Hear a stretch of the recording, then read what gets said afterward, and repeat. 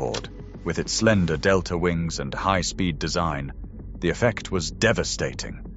The extended gear increased drag by as much as 20%, demanding more power than the crippled engines could deliver.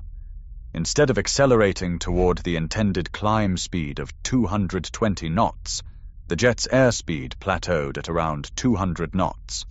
The heavy fuel load, necessary for the transatlantic flight, further reduced the margin for error. Ambient temperatures near 26 degrees Celsius thinned the air, reducing both engine thrust and aerodynamic lift. Inside the cockpit, the crew worked through emergency checklists, attempting to retract the gear and manage the failing engines, all while maintaining control of a jet that was losing both speed and lift. The aircraft was stuck in a narrow performance window, unable to climb, unable to accelerate, and with no safe options left. The physics of weight, drag, and asymmetric thrust had closed the door on recovery, leaving the Concorde trapped just above the rooftops of Gonesse. The Concorde's final seconds unfolded over the rooftops of Gonesse, less than 2 minutes after leaving the runway.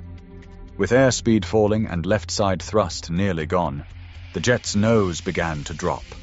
The left bank steepened as the pilot struggled for control, but the aerodynamic limits had already been exceeded.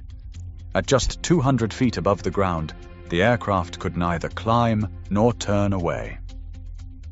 The hotel, Hotelissimo Les Relais Bleus, stood directly in the Concorde's path. Its coordinates, 48 degrees 59 minutes 8 seconds north, 2 degrees 28 minutes 20 seconds east, would become fixed in aviation history. The jet struck the hotel at high speed, wings nearly level, but with a steep downward angle. The impact was devastating. All 100 passengers and 9 crew members perished instantly. 4 people inside the hotel lost their lives as the structure collapsed and fire swept through the building.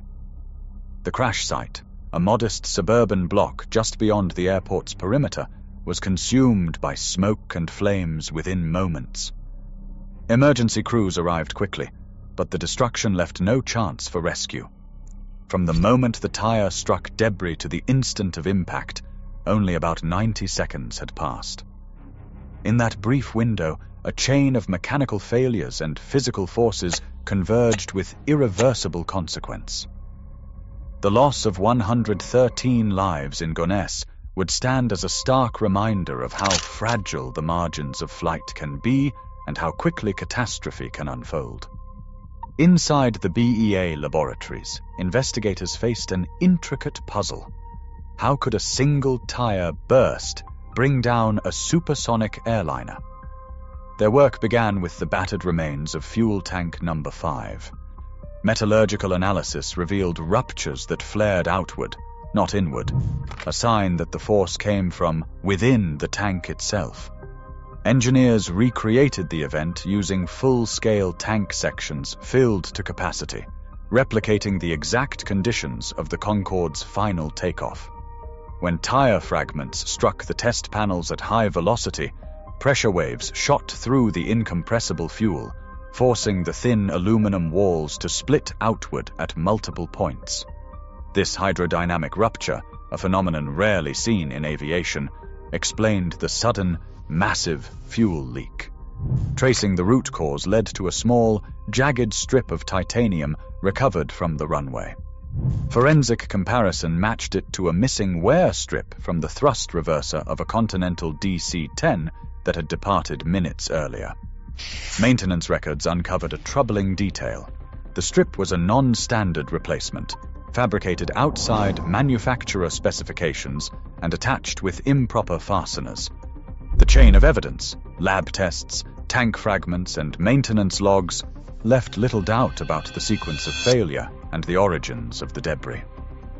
The disaster was not only a matter of physics, but of accountability. Engineers faced a daunting challenge: how to rebuild confidence in an aircraft whose vulnerabilities had been so devastatingly exposed. The first solution took shape inside Concorde's wings. Technicians lined the fuel tanks with Kevlar, a material known for stopping bullets, now tasked with containing fuel in the event of a rupture.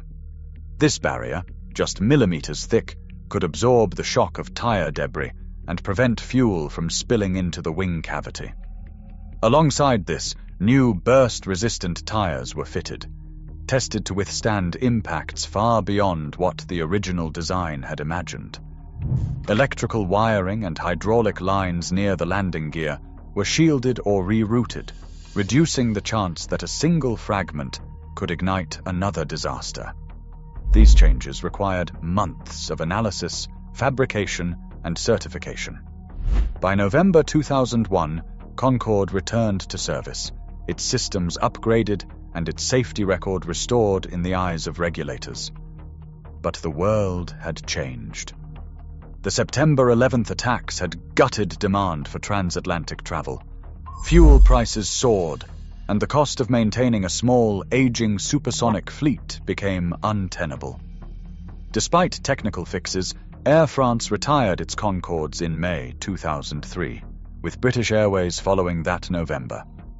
The final flights drew crowds, but the era of commercial supersonic travel had ended, not from a lack of ingenuity, but from the hard limits of economics and time.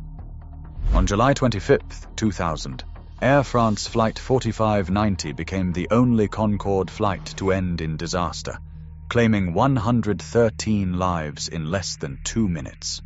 The French BEA investigation traced the accident to a titanium strip, just 43 centimeters long, lost by a preceding DC-10, which caused a tire burst and ruptured fuel tank 5. Despite extensive analysis, the exact ignition source, whether electrical arcing or contact with hot parts, remains undetermined in official reports.